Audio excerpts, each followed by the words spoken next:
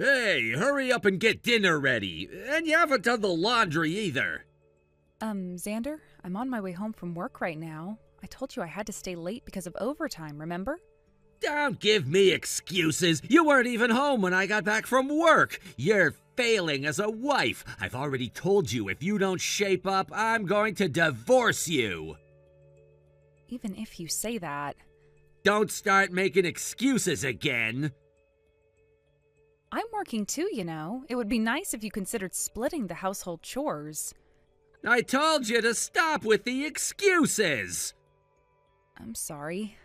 Do you think apologizing is gonna fix anything? Do you actually want me to divorce you? Yes, that would be fine. In fact, I already filed for divorce. What? I just came back from the city office where I submitted the divorce papers to the after-hours reception. I have no intention of returning home. That's why I packed my things before heading to work today. Wait, what? Hey, hold on a second. You need divorce papers to get divorced. About that, do I even need to ask where the divorce papers are? How many times have you thrown signed divorce papers in my face screaming about divorcing me? It's been countless, right? I only did that to motivate you, to make you a better wife. I didn't mean it for real.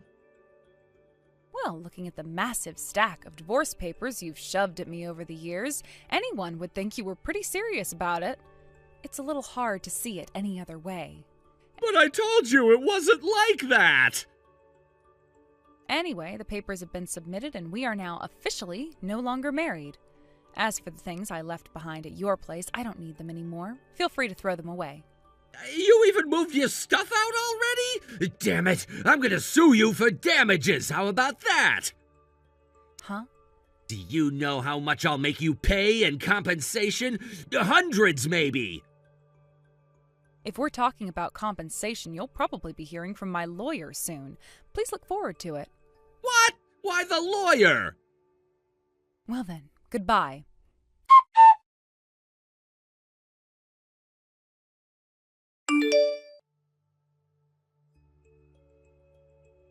Hey, Bethany! What's this about a certified letter showing up talking about alimony? What the hell is going on? If you got the certified mail, you should know what it's about.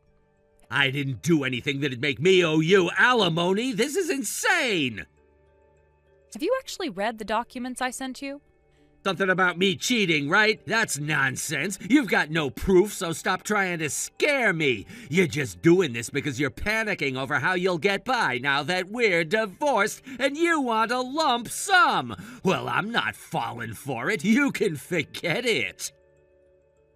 Xander, don't you realize that the very fact a professional lawyer is involved means there's already proof of your infidelity? What? I have enough evidence to make a strong case, which is why my lawyer agreed to take it on. Unlike certain people who throw around threats of alimony without any basis, my case actually holds up. You didn't think things through, did you? You can't be serious! Oh, and another thing, my financial situation is fine, thank you very much. I wasn't struggling to make ends meet. In fact, I was earning more than you were. What?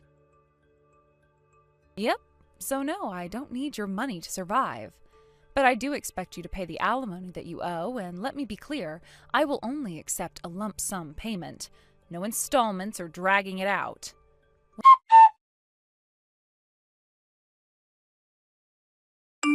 Bethany, I need to talk to you about something. What is it? I've already received the full amount of the alimony, and we're not exactly on terms where you can just casually ask me for advice. Honestly, I'm planning to block you any moment now. So I'd rather you stop contacting me altogether. Well, actually, I was wondering if you could, temporarily return the alimony. What? Do you even understand what alimony is? You want me to return it? Seriously? You see, the thing is... The thing is what? I got hit with another alimony demand from Avery, too. Oh, Avery. Right, your mistress. The one you started dating after you lied about being single. She's the wealthy girl, isn't she? I mean, we loved each other so much, but now she's suddenly demanding alimony to break up? It doesn't make sense. You can't actually be saying that, right? Like, are you seriously pulling this poor misunderstood guy act right now? You've got to be kidding me. Huh? I mean, let's be real here. You do realize you could have been slapped with a lawsuit for marriage fraud, right? What are you even talking about, acting like the victim in this? Marriage fraud? What are you even talking about? I didn't commit any fraud. You don't even see it, do you? You are such a disaster. You lied to her, pretended you were single, and started a relationship with her.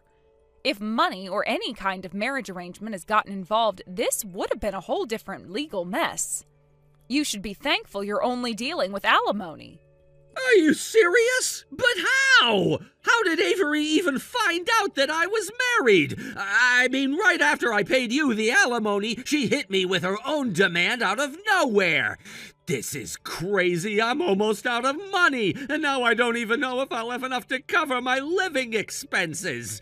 If this keeps up, I'll not only run out of savings, but I might end up in debt. It's insane. You really are hopelessly stupid. What did you just say? Did you seriously not get it?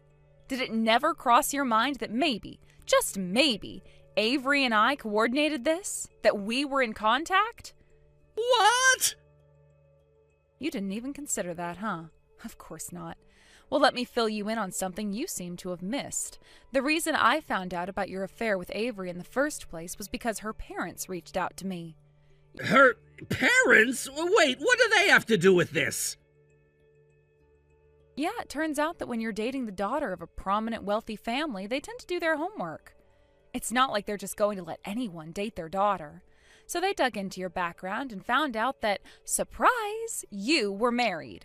And once they knew, they contacted me directly.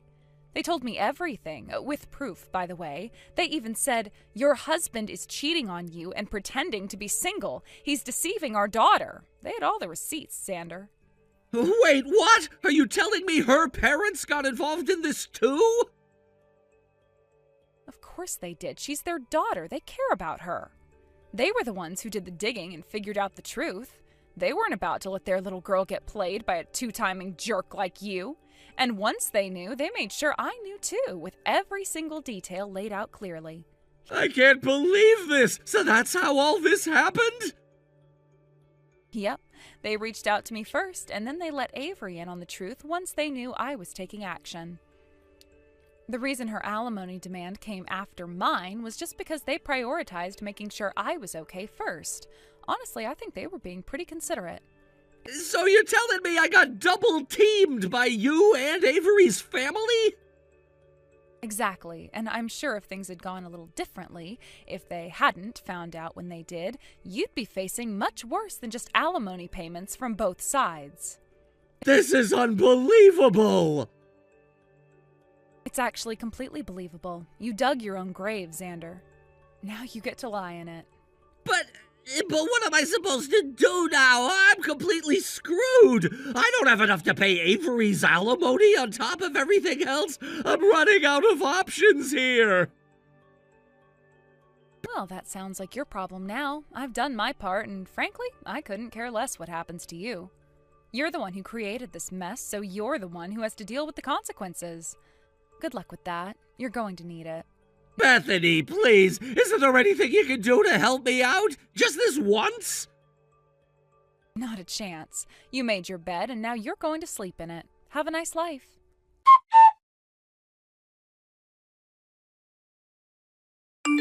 I've ended up in debt, and now it's out that Avery is the daughter of a client company's president. I can't even stay at my job anymore. I have to quit. Even my mom disowned me after finding out the whole story. It's just been the two of us, me and my mom, this whole time, since I grew up in a single-parent household. Annoying. I just finished work, and I'm finally getting a moment to relax. I don't want to see your whiny messages.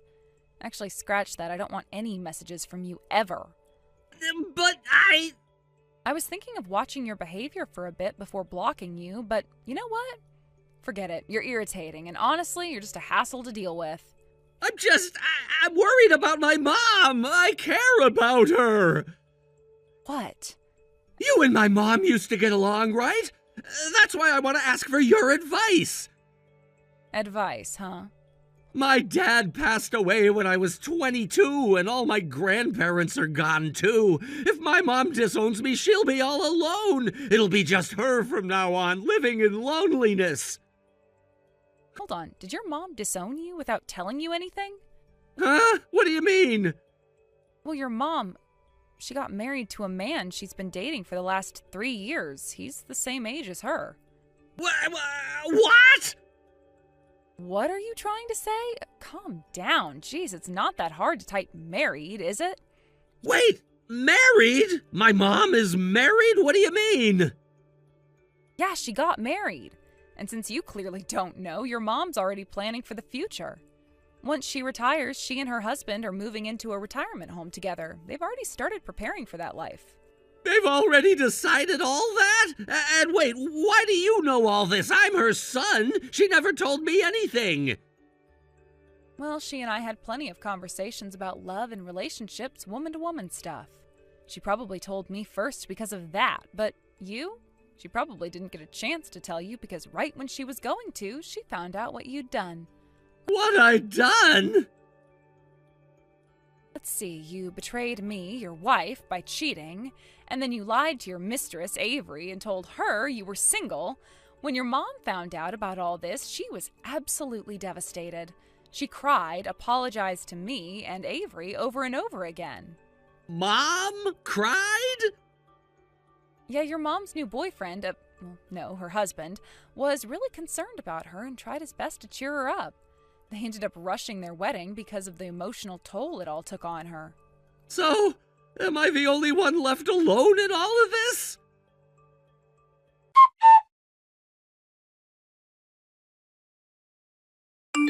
Bethany! Finally, I'm back! Sorry to keep you waiting. Who is this? Your husband! My husband? The phone number doesn't match the one of my fiancé. It's me, Xander! What? Yeah, I know the number's different. That's because I had to change it. I had you blocked. You actually went out of your way to change your number just to contact me? That is really creepy. Yeah, the number's different because I couldn't afford my phone bill for a while, so it got cut off. But guess what? I finally finished paying off all my debts. That means I could get a new phone and sign a fresh contract. Wow. So you finally managed to pay everything off? How commendable. Yeah, I've been working like crazy to fill the void, you know? Being all alone, it's tough. It's only been a few years, but it felt like an eternity. So, let me get this straight. You're saying that you got a new phone and that's why your number's different? Exactly, and I'll make sure you save this number in your contacts, all right? I'd rather not. Oh, come on, don't be like that. I get how you're feeling. My feelings? What are you talking about? I heard you're still single. You know what that means, right? And what exactly does that mean? It means, I knew it, you've been waiting for me all this time. It's got me really emotional, honestly, so I've got the marriage papers ready. Let's fill them out and submit them to the city office today. Then we can finally start living together. Huh? By the way, where are you living now? I'll come right over. As if I'd tell you. Wait, why not? If you don't tell me, I can't come see you. I don't want you to come. What? Sure, I am technically single at the moment, but I am living with my fiancé. What? Yeah, he's nothing like you. He's kind, considerate, and he helped me heal after everything you put me through. I don't need you. He's the one I'm going to marry. You've got to be kidding me. No way, this can't be real. Tell me you're lying. You are so annoying. What? Maybe it's time I consider changing my phone number too. Bethany! For now, I'm just going to block you again. Bye. Bethany!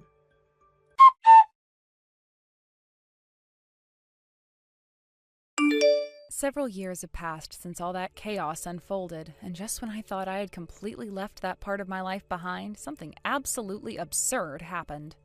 Fortunately, I now find myself living in a different region, having moved away with my family to start anew.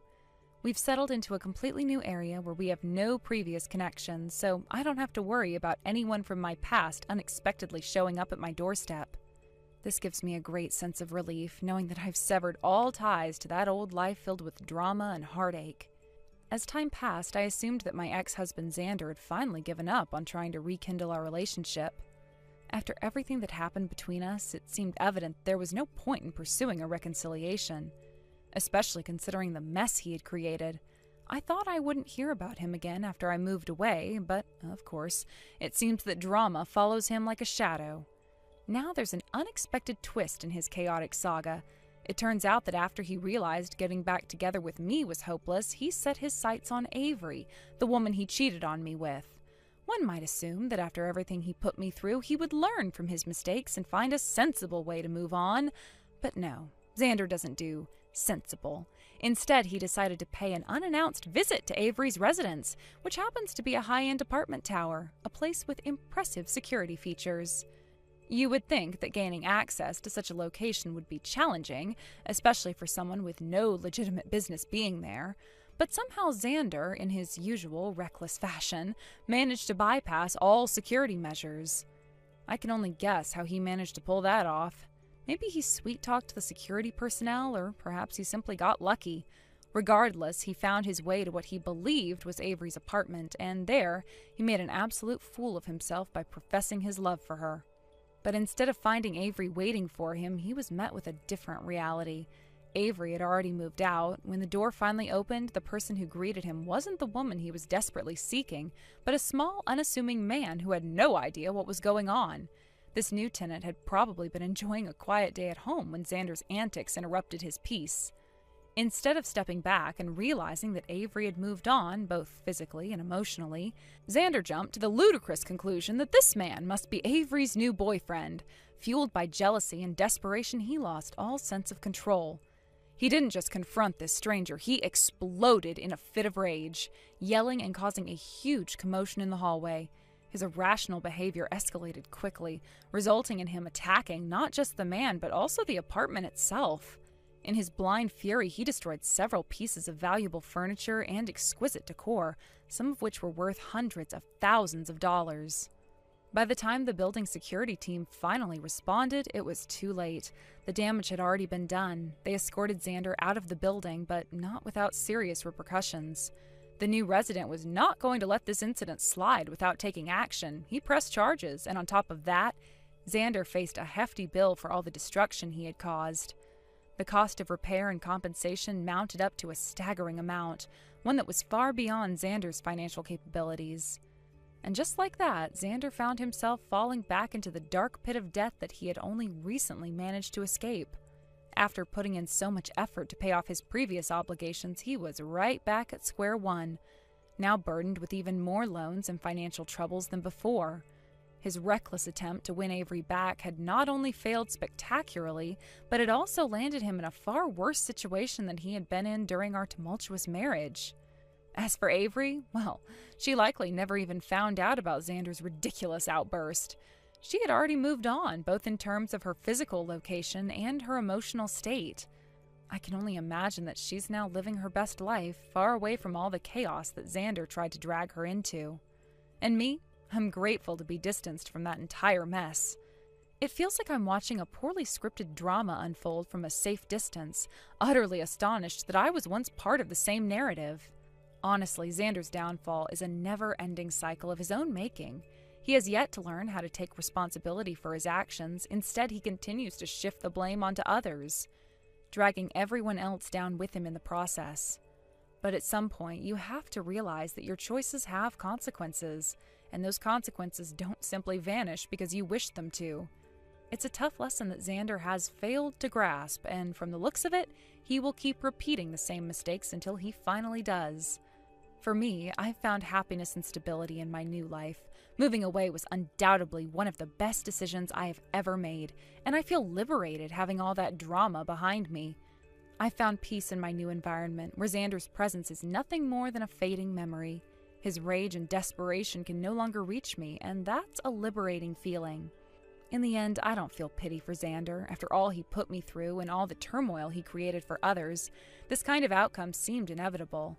His ability to move on, his reckless actions, and his refusal to take accountability have led him right back to the dark place he has always tried to escape. And maybe that's where he'll remain unless he finally decides to change his ways. But for now, that's his burden to carry, not mine. As I reflect on everything that's happened, I can't help but feel a sense of relief wash over me. I've turned the page on that chapter of my life and stepped into a new one where I am free from Xander's toxicity. I'm no longer weighed down by his actions or the consequences of our past. I have the opportunity to build my own future, and I am determined to make the most of it. Now, I wake up every day feeling grateful for my life. I'm surrounded by people who support me, and I'm focused on my goals and dreams. I've learned to appreciate the simple things, like enjoying a quiet morning with a cup of coffee, taking a stroll in the park, and spending quality time with loved ones. My life is filled with positive experiences that I never thought I would have again after everything I went through with Xander. Even though I occasionally hear stories about his misadventures, I find myself laughing rather than feeling any anger or sadness. It's almost comical how his life has spiraled out of control, all due to his own choices. The absurdity of it all brings a smile to my face, and I'm finally in a place where I can appreciate the irony of my past, knowing that I've moved beyond it. So, while Xander may continue to wallow in his own mistakes, I'll be here, living my life to the fullest and cherishing every moment of my newfound freedom. I've closed the door on that chaotic chapter, and I have no intention of looking back.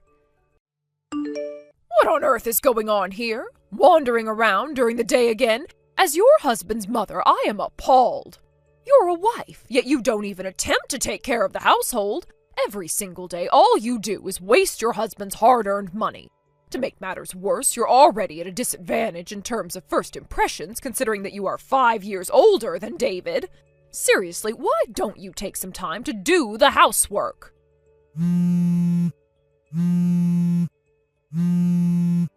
Samantha! You're just out there having fun, so you need to respond to my messages immediately. Ignoring the messages from your husband's mother is absolutely unacceptable. Do you understand? I am currently at work, though. What? I've told you countless times, but I'm not a housewife. I have a job. I go out almost every day during the week because I'm going to the office. After I return home, I handle the housework and I take care of the more detailed tasks on my days off. Honestly, it's been 3 months since we started living together, so can't you at least try to remember my job and how I manage my daily life? I've remembered your schedule, which is why I'm cautioning you. Listen, you need to hurry home and do the housework. You have responsibilities as a wife. You need to take them seriously. I have a meeting coming up right now. What? I have preparations to make, so please excuse me. What do you mean you have a meeting?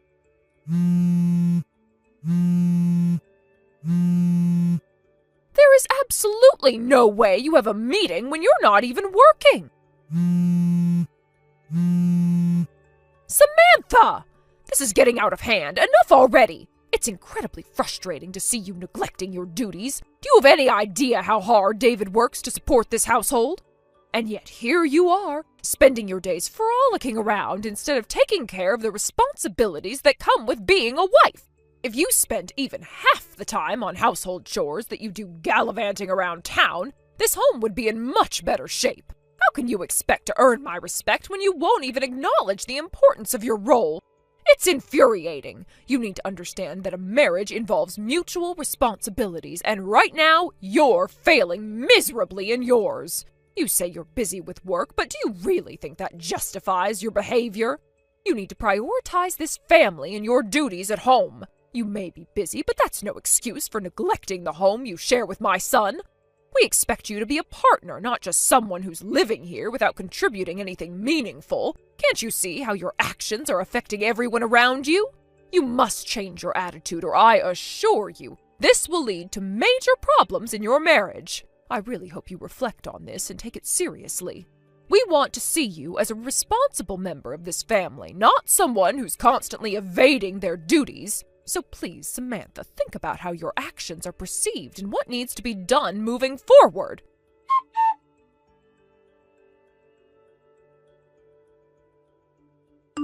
David, do you have a moment to talk? Yeah, I'm free now, but what's going on? You need to seriously consider getting a divorce from that useless wife of yours. Huh? Mom, what's going on? When you say useless wife, are you really talking about Samantha? Of course, who else would I be talking about? That woman is out there playing while you're working hard, sweating away to support the family. It's outrageous to think that even now, at this very moment, she's off having fun instead of contributing to the household. What? Just earlier today, I sent her a message telling her to hurry home and take care of the housework. Do you want to know what her response was? She said she had a meeting! A meeting! Can you even believe it? There is absolutely no way that a stay-at-home wife could possibly have a meeting. Well, that's. Actually, I was just having a serious discussion with your father about our future, and we're planning to implement something important.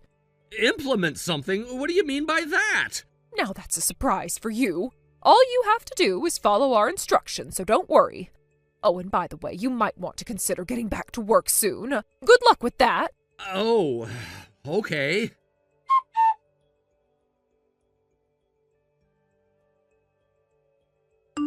Samantha, I think you're probably busy with work right now, but I'd really appreciate it if you could reply when you get a chance. David, what's going on? I'm actually free right now. I've adjusted my break schedule a bit to accommodate some work matters, so I can chat. I see. Thanks for that. So, what's on your mind? I'm not completely sure, but it seems like my parents might be plotting something. Plotting something? What do you mean? I'm really sorry, I don't have many details at the moment. I heard about it just yesterday. When I tried to get more information from them, they kept insisting that I should just follow their directions without question. I see. I apologize for not having more substantial information to share with you. I genuinely tried to get more insights, but I was concerned that if I pushed too hard, they might get suspicious of me and back off. It's okay. Just having a reason to be cautious is already a big help to me. Thank you for sharing what you could. I feel so pathetic right now. The situation with my parents moving in happened because I carelessly got caught in a mess. They moved in while I was away and packed up their things, effectively forcing me into this living arrangement without my consent. I mean, I was shocked when it first happened, and even now I can't fully wrap my head around it, but there were some unavoidable circumstances surrounding it. They had a major argument with my brother-in-law and his wife, and just like that, they were kicked out, ending up on the street with only the clothes on their backs. In that context, I can't really place the blame solely on your parents for stepping in. It was the cold season, and I simply couldn't let them endure that. If I had tried to kick them out and they had gotten sick as a result, I could only imagine how awful I would feel afterward. However, I really despise that I find myself being manipulated by those who have no understanding of your work or position. It seems like they never had any intention of trying to understand you from the very beginning. And to top it off, I'm currently relying on you financially. I want to be able to stand next to you with confidence as your partner instead of feeling so dependent on you. David... I want you to tell me if there's anything I can do to help in this situation. Yeah, thank you. So if you get any more information later, please keep me posted. Is that all you're looking for? For now, we can't make any moves without information, can we? If I had to specify, I'd say I want you to be careful, not to let my parents catch on that you're keeping me informed about their plans. Since you aren't being suspected by your mom and dad, I'm confident you can manage that. I see. Okay. In any case, let's take it step by step and do what we can to handle this. All right? Absolutely. I got it.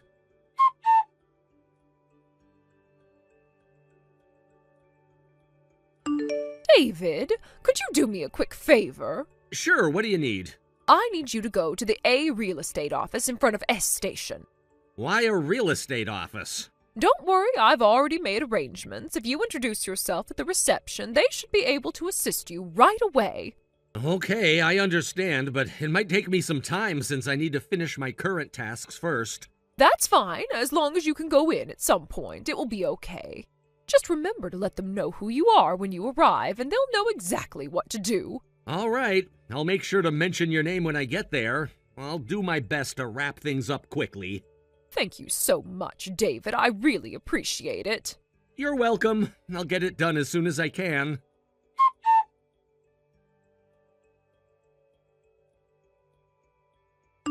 Samantha, this is an urgent situation. David? I know you're probably busy with work, but I need you to come to the A real estate office in front of S Station as soon as you can. Are you talking about the branch in front of S Station? Yes, that's the one. My mom and dad are thinking about something really dangerous. Dangerous? What do you mean? I can't explain everything right now, but it's important that you come quickly. I'll send you a message with all the details as soon as you're on your way. All right, I understand. I should be able to get there in about 30 minutes. I'm sorry for the sudden request, but I really need your help.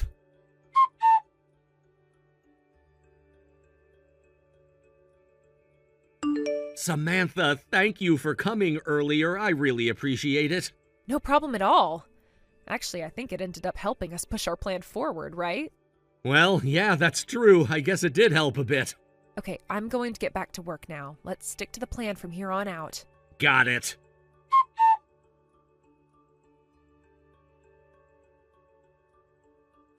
Mom, I've finished the procedures on my end. Thanks for your hard work, David. Were you surprised? Yeah, that was quite the shocker.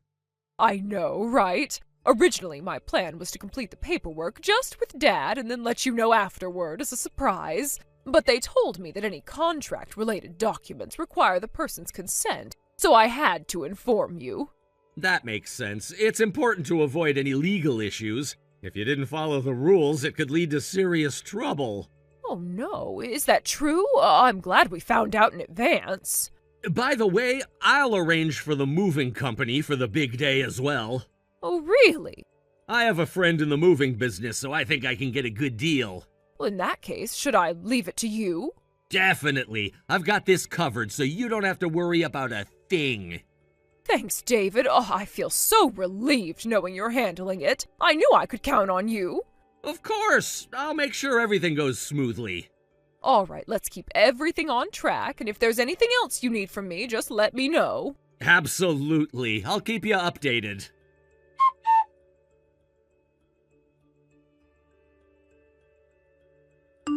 Samantha, you should be on your way home by now, right? I'll be arriving soon. Is there something you need?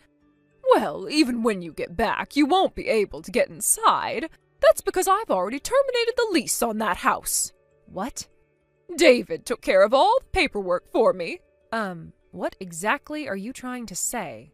Samantha, you're going to divorce David. I don't think I need to explain the reasons, but since you're living off him, he has decided to move without you. The son of an elite family doesn't want to be tied down to a lazy wife like you anymore. Huh? A move and a divorce? Did David actually say he wants a divorce? You don't even need to ask that. I can tell. Wow, that's quite impressive. By the way, where are you now? I'm in the car heading to our new place. A friend of David's who runs a moving company is helping us out by providing transportation, in addition to handling the moving of our belongings. I see. That's interesting. Just out of curiosity, do you know where you're headed? Of course! We're heading to the beautiful new house that David rented for us. A beautiful new house, huh? That's great to hear.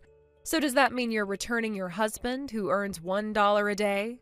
Huh? $1 a day? Well, if David really wants to divorce me, that's what it implies. Listen, Samantha, please keep your jokes to yourself. There's no way that David, who's an executive at his company, would earn just $1 a day. Don't say something silly like he's unemployed and living on an allowance of just $1. Oh, wow, you are right on target with that one. Huh? David is currently unemployed. What? He left his previous job because it was a pretty tough environment and I had to make him quit for his health. Right now, he's attending a school to obtain a national qualification. He takes his lunch with him and buys a paper bag of vegetable juice that costs less than $1 every day, which I give him at the beginning of the month. Just so you know, this is all by his own choice, so I'm not forcing him to do anything. Samantha, enough with the nonsense. David is an executive who supports us. Actually, that's my role. What? You didn't believe me even when I introduced myself at the time of our marriage, did you? On the contrary, you interpreted it as if David only decided to marry me because he became an executive. I just can't understand how you could think that way. I even told you that if you checked the executive list on the W Company website, you would see my name there, but now it seems like you've never looked at it even once, right? Well, You might have been skeptical at first, but David and I have been in a committed relationship. I supported him through his journey to become an executive, and I made sacrifices for him along the way. You see, it's not easy for anyone to balance work and personal life, especially in such a demanding role. But now it seems that all of that has been disregarded in your eyes, as if my efforts mean nothing. Do you even realize the sacrifices I made for this family? I mean, David and I had to endure challenges that came our way, and we faced adversity together. You should understand that just because he's not working right now doesn't diminish his worth or the contributions he's made to our family. In fact, his decision to pursue a qualification shows his dedication to creating a better future for us. It's hard to believe you think so little of him. It's easy to say those things when you're not the one dealing with the day-to-day struggles. Look, I don't expect you to understand everything, but at least show some respect for his efforts. This isn't just about money, it's about values and support. If David has decided to take a break to better himself, that's commendable. It means he's taking charge of his life and working towards a goal that will ultimately benefit all of us. Honestly, you should be more supportive and encouraging him, rather than belittling his choices. After all, we're all in this together, and family means being there for one another. But instead, you choose to criticize and make judgments without fully understanding the situation. You're quick to jump to conclusions without considering the bigger picture.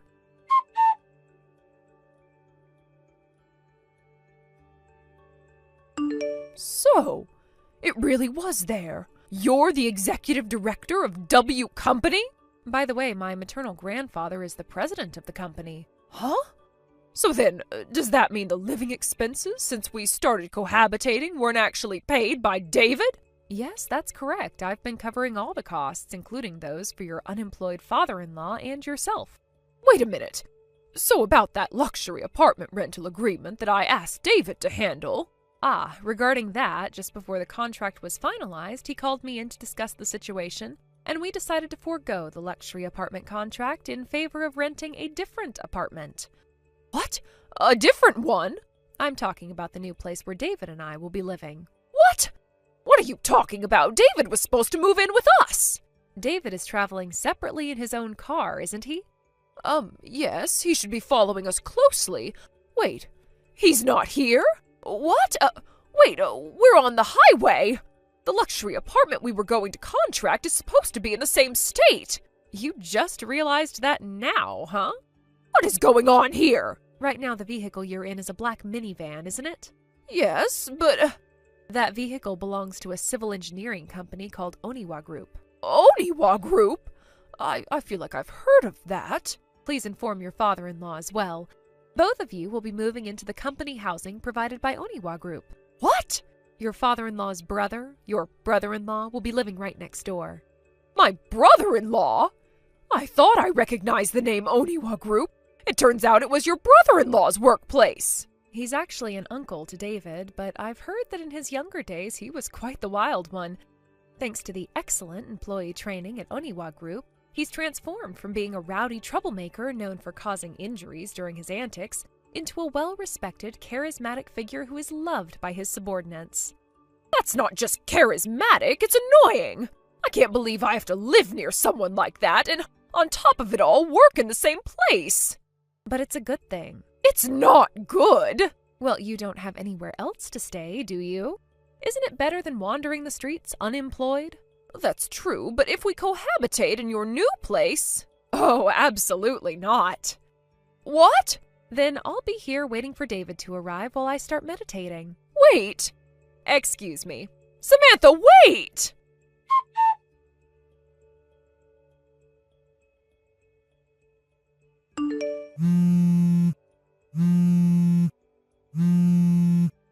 David!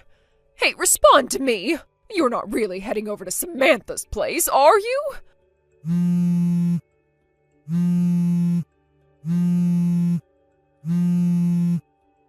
David!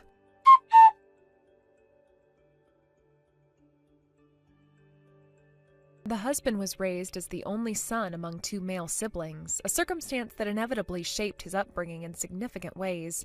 He was excessively doted on by his parents, a situation that led him to develop into the kind of good boy who could never defy their wishes or expectations.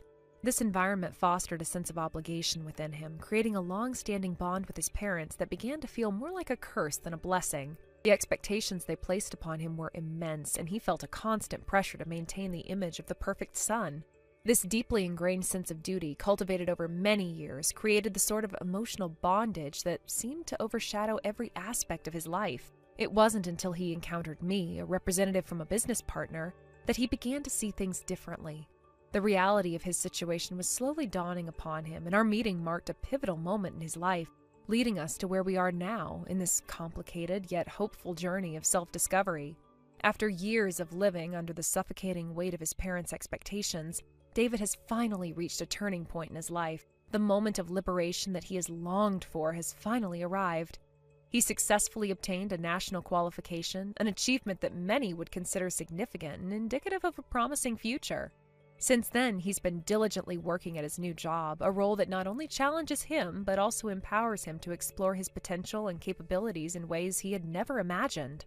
This new chapter in his life marks a shift, not only in his career, but also in his personal growth and development as an individual.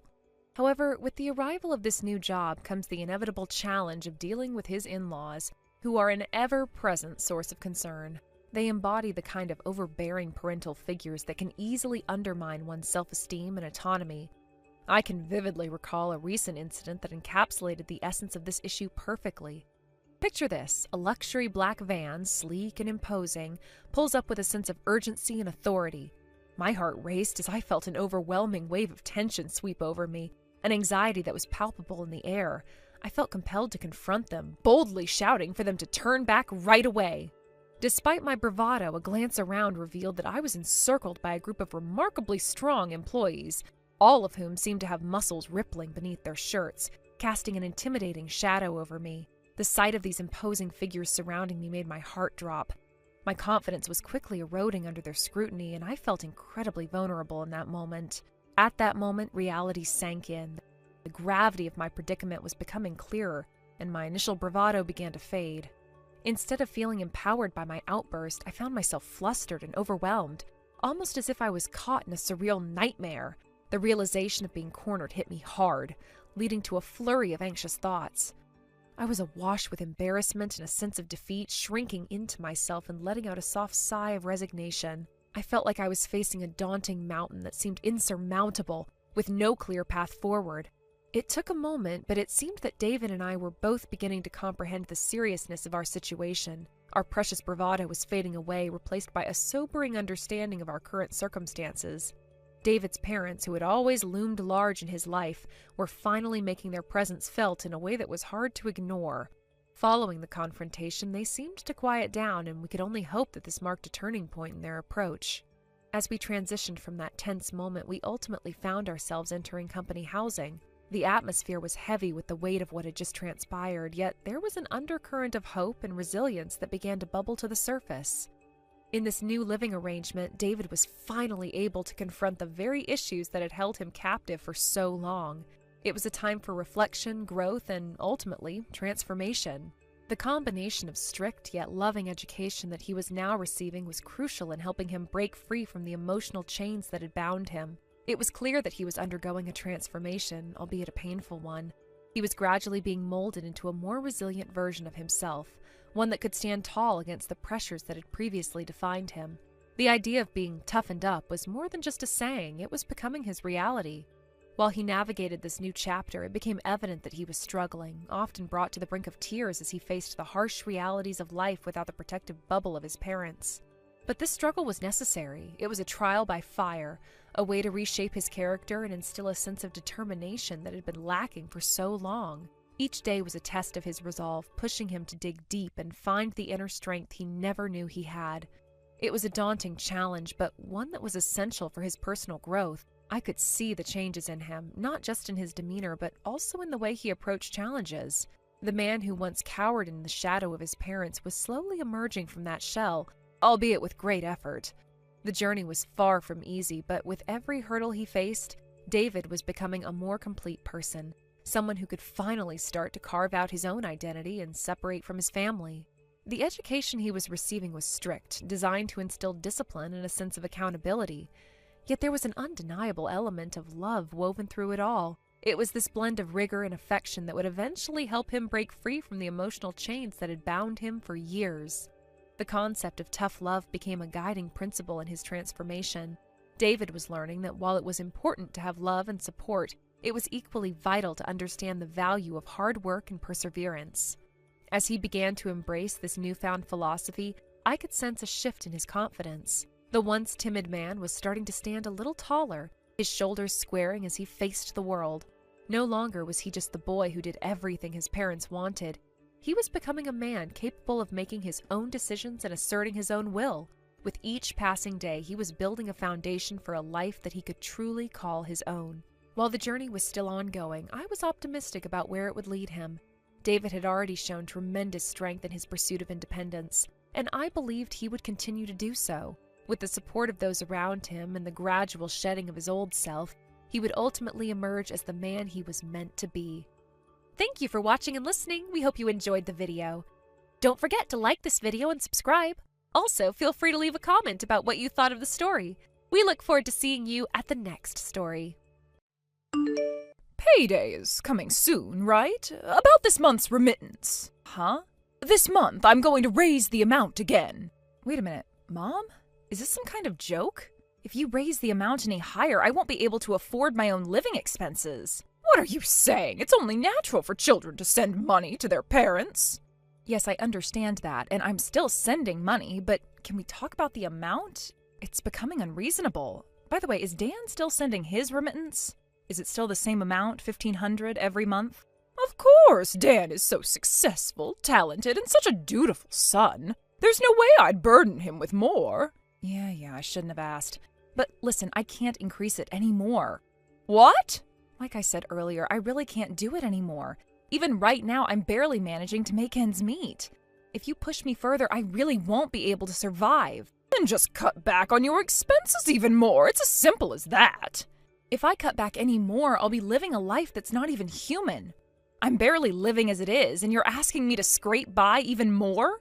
Then just work harder and earn more money. Do you even hear what you're saying? You're asking me to sacrifice everything just to increase the remittance, and for what reason? It's ridiculous. Don't you have any sense of duty towards your family?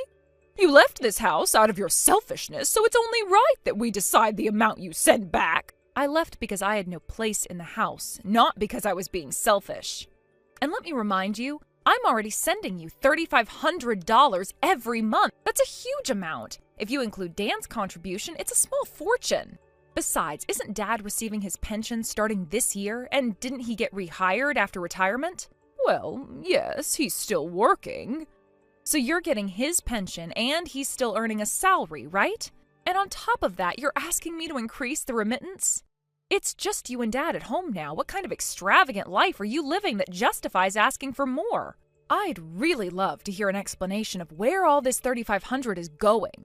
Stop being so selfish! How am I being selfish? I'm not increasing the amount. Period. It's already too much, and if you keep pushing, I might just lower it.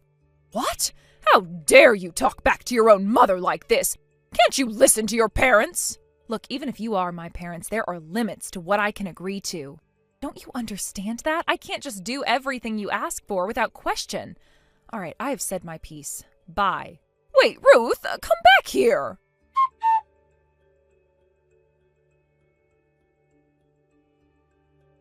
Ruth, is it true that you haven't sent this month's remittance yet? Yeah, I haven't sent it. Why not? Because Mom made an unreasonable demand, and I'm holding off until we resolve it. Once things are settled, I'll send the money. But you promised that you'd send money every month when you moved out of the house. That was the condition, wasn't it? This is starting to look a bit selfish, don't you think? Wait, are you going to ask me to increase the remittance like Mom did? Well, yes, I think it's time you raised the amount. Honestly, I believe it would be a good opportunity for you to learn how to manage your finances more wisely. What are you even talking about?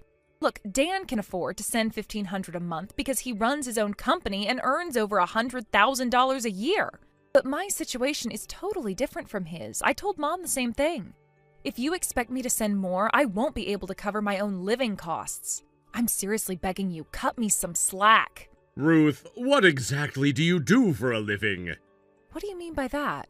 Well, I thought you were in a specialized profession with the potential for high earnings. But if you're telling me you can't survive after sending the little amount of money you do, I have to wonder, are you really working properly, or are you just wasting your money carelessly? What? Given the current situation, it's hard not to think that. Look at Dan. He sends $1,500 every month without complaint. You, on the other hand, send a mere $100. Do you even respect your parents? $100? Wait, what are you talking about? Yes, $100. That's all you send, while Dan is sending 10 times that amount. What does that say about you? Wait. What do you mean $100? I've been sending $3,500 every month. $3,500? Are you serious? Yes, 5 years ago when I first moved out, I was sending $1,000 a month. But then it kept increasing because of things like Mom saying she needed money for medical appointments, or that she had to take out a loan to replace the car, or that the electricity bills were too high. So little by little, the amount went up until about 6 months ago when it reached $3,500. All that time, I kept sending the money because I felt it was my duty after moving out, and I lived as frugally as possible to make it work. But recently, my coworkers started to notice how I was living, and one of them even scolded me, saying I need to think about my own financial limits. That was when I realized how absurd it had all become. Ruth, I'm telling you, the fact remains that we've only received $100 from you. I swear, I have been sending $3,500. Are you still saying that? Of course I am. It's the truth, and I've been doing it for months now. Don't lie to me. If what you're saying is true, then stop the payments. Wait, stop them? What do you mean? I'm saying if you're really sending that much, then stop. Let's see what happens. Wait, are you seriously telling me I can stop sending money? You don't want me to reduce the amount, but just stop entirely? $0? Yes, you think we can't survive without your remittance? We're not living in such poverty that we'd struggle if your money stopped coming in. Oh, so that's how it is. However, if you do stop sending money, don't even think about stepping foot back into this house. You'll no longer have a place in this family. That's fine by me. What? I moved out 5 years ago with no intention of coming back. I started my own life, and if you're telling me I can stop the remittance, that's the best news I've heard in a long time. It's a huge relief. Wait, Ruth! Oh, and make sure to let Mom know, too. I'm done. Bye! Why is she so happy?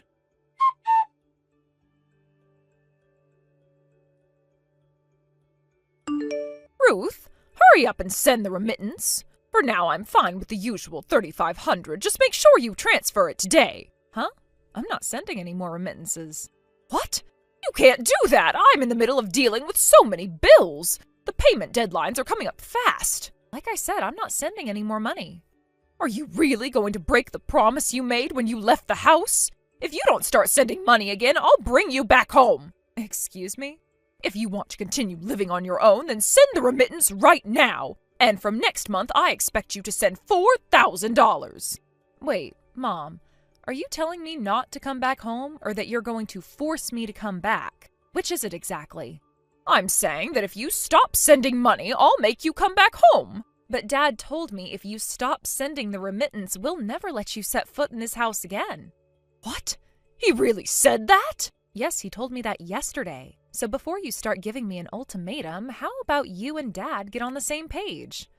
Look, even if I were to start sending money again, I'd prioritize my own life first. And if I do decide to send anything, the amount will be a lot less than what I've been giving you.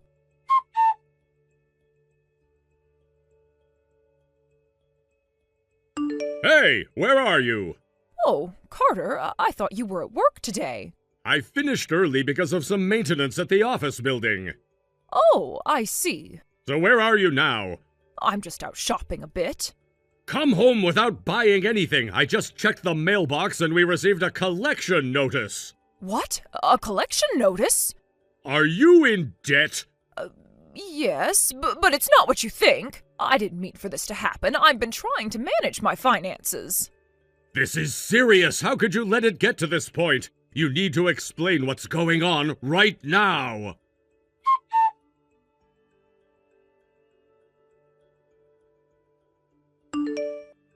Ruth, please, I need you to start sending the remittance again. Huh? Dad? What's with the sudden request? I thought you said you wouldn't have any problems without my remittance. Well, that's not quite the case. The other day I found multiple collection notices addressed to your mother. Collection notices? What do you mean? It seems she had been collecting the mail and hiding it before I could see it. They were right in the mailbox, but she made sure to keep them away from me. So this means there's debt involved? Yes, it's quite a significant amount, actually. We're talking about hundreds of thousands. What? Are you serious? So my remittance of $3,500 has been going toward paying off that debt? Apparently that's exactly what was happening. They've been borrowing money and paying it off only to borrow again. Your remittance was being used as a way to keep this cycle going. But now the amounts they've been borrowing have increased, and for various reasons, they've been asking for more money from you. What about Dan? What's his remittance situation? I double-checked with him earlier, and it turns out he was actually sending $2,000 instead of the $1,500 we thought. Wow. So he's sending even more than we realized. That's still less than my $3,500, right? Well, yes, but that's possibly due to how your mother feels about each of you. She's always had a soft spot for Dan. Yeah, I know. Mom definitely dotes on him, but still, $2,000 is quite a lot. I guess that really shows how desperate they are for money right now. From what I understand, of that $2,000, around $1,500 is purely for living expenses. Right. So it sounds like they're really in a tough spot financially. But given everything, I think it's impossible for me to resume sending money at this point. Wait, why do you say that? Don't you think we should find a way to help them? First, we need to understand the reason behind their debts. I mean, what led them to this point? Why did Mom take out loans in the first place? And what has she been spending the money on? That's a good point. We need to have a serious conversation with your mother about this. We can't just keep throwing money at the problem without knowing the full story. This cycle has to stop somewhere. Exactly. I want to help them, but I can't just keep feeding into this without understanding what's going on.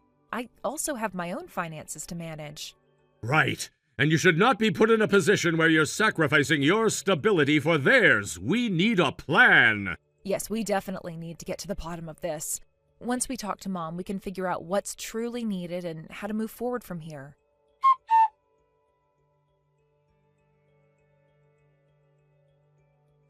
Ruth, I want to apologize for the horrible things I said the other day. Huh? Oh, you mean the conversation we had last time?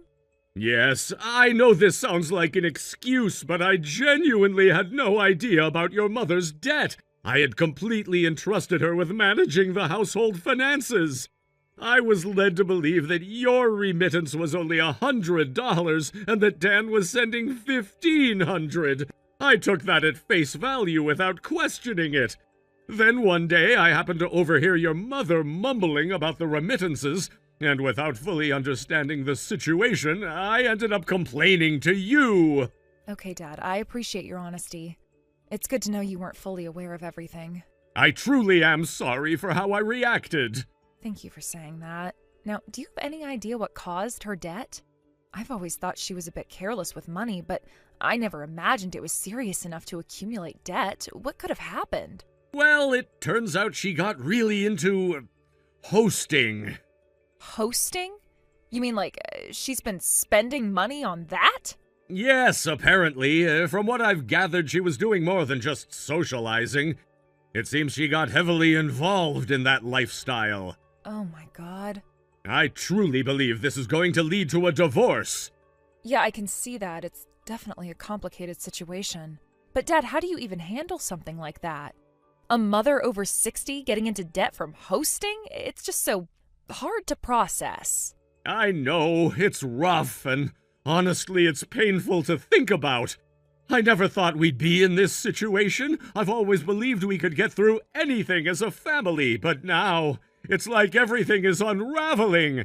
I feel a mix of anger and sorrow.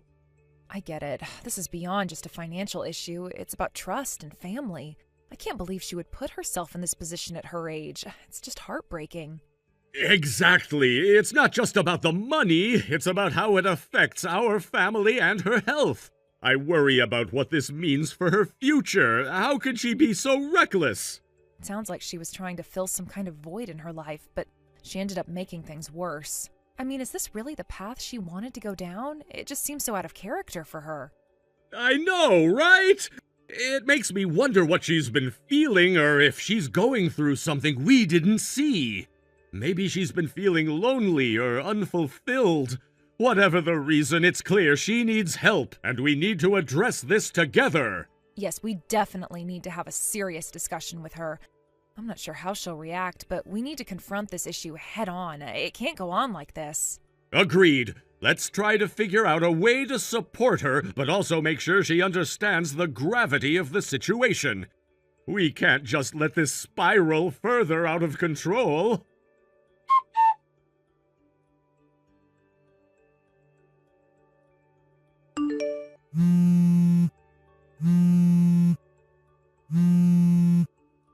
Ruth, you've been living in this apartment, haven't you? Huh? Mom, what are you talking about? This apartment, room 105. What about it? I just ran into a resident from here, and they told me that ever since you moved out 2 months ago, that room has been empty. First, I want to know how you even found out about that room. I never told anyone my new address since I left home. When I went back to the house, I found a New Year's card addressed to Grandma. It had your old address on it. Oh, that card. I actually moved right after I sent that out.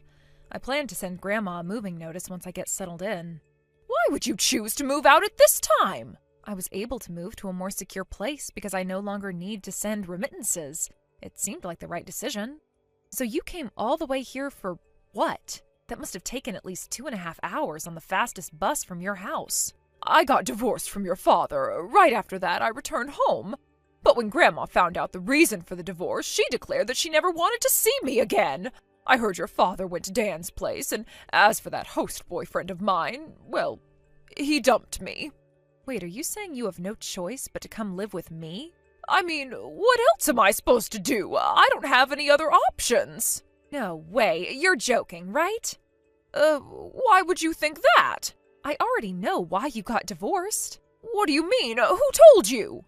Well, it's not like it's a secret. It's about the debts, your obsession with those hosts, and finally, the infidelity, right? Just the thought of having a mother who lives like that makes my skin crawl. I can't possibly live with you. Ruth, please! Think about everything I've done for you while raising you. I thought we could live together again as a way to repay that. You lied to Dad about how much I send home every month. I know you've been secretly borrowing money and making those payments behind my back. I don't want to be dragged into any more of your messes, all right? Ruth, about your new address. I'm not telling you. Wait a minute. Goodbye.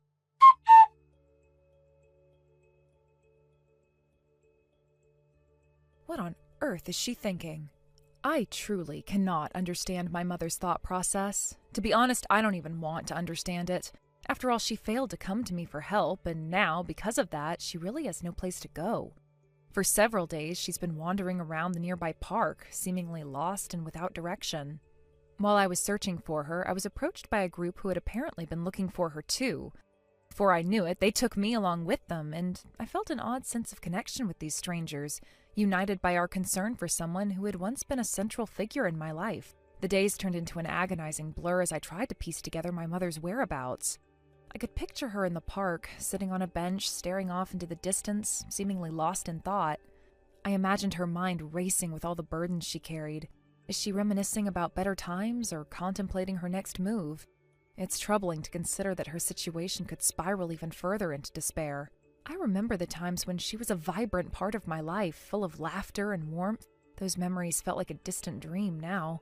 The thought of her aimlessly wandering without purpose gnawed at my insides. I had always assumed she would reach out if she needed help, but her silence spoke volumes about her state of mind. Was it pride, shame, or something else that kept her from turning to me? Days later, I encountered a group of people who seemed genuinely concerned about her. They approached me, asking questions about her whereabouts. Their faces were a mix of worry and sympathy, and I felt a strange kinship with them, despite not knowing them. It struck me how many lives my mother had touched, and yet she was now isolated and alone. They led me to a cafe nearby where we sat down to discuss what we knew. I learned that this group had been trying to find her for a while. They recounted stories of their encounters with her, how she would often sit alone, engaging in conversations with strangers, offering her insights on life, and sometimes sharing bits of her own struggles. I listened intently, taking in every detail, feeling both comforted and alarmed by the kindness of these people. As they spoke, I felt my own frustration bubbling to the surface. I should have been the one helping her, not these strangers. It was disheartening to realize how disconnected I had become from her reality. Perhaps I had been so consumed by my own life that I overlooked the signs of her distress. It dawned on me that I should have done more to reach out and check on her. How could I have let her fall through the cracks like this? One of the individuals in the group shared how they had seen my mother around the park, often appearing lost or withdrawn. Their words painted a picture of a woman who was not just my mother, but a person struggling to maintain her sense of self amidst a storm of challenges. Each story reinforced my commitment to find her and help her find her way back to stability. After several exhausting days of searching, I received an unexpected call from a friend of my mother's. He mentioned that there had been some unusual activity in his bank account. A deposit made by my mother. I felt a mixture of relief and dread wash over me. On one hand, it seemed she was still alive and functioning in some capacity, but on the other hand, it meant she was still entangled in a web of debt. The knowledge that she was engaging in financial transactions, even if they were questionable, added another layer to my concern. I shared this news with my father and brother, a reunion of sorts after years of silence. It was awkward at first, with so much unspoken tension hanging in the air. However, as we began discussing our mother, an unexpected warmth began to surface around us. We reminisced about the good times, family gatherings, birthdays, and the laughter we shared. Those memories felt bittersweet, contrasting sharply with the current reality we faced. My father, with his furrowed brow, spoke up first. I always thought she would find her way back. She's a strong woman, but lately, it feels like she's lost her way. My brother chimed in, his voice laced with concern. We need to figure out what's going on with her. This can't go on. She can't keep living like this. I nodded in agreement, feeling a surge of determination. We all knew we had to do something, but what? As we talked, an unspoken understanding began to form between us. We recognized that it was time to mend the frayed bonds of our family. The weight of our collective worry about our mother pulled us closer together. We realized that we needed to support each other through this challenging period, despite the long-standing distance and silence. My brother looked at both my father and me and said, "We should make it a point to check in on each other. Even just a simple text now and then would mean a lot." My father nodded in agreement, his expression softening. "You're right. Life is too short to be distant.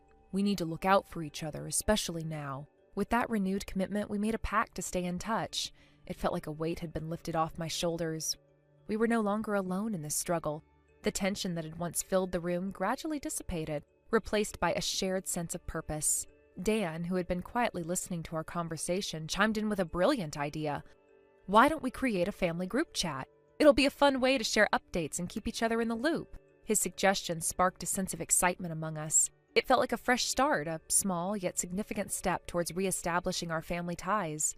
We quickly set up the group chat, each of us sharing our contact information and a few lighthearted messages to break the ice. As the messages flowed in, I felt a renewed sense of hope. Perhaps this was exactly what we needed, a way to connect without the heaviness of our current situation overshadowing everything.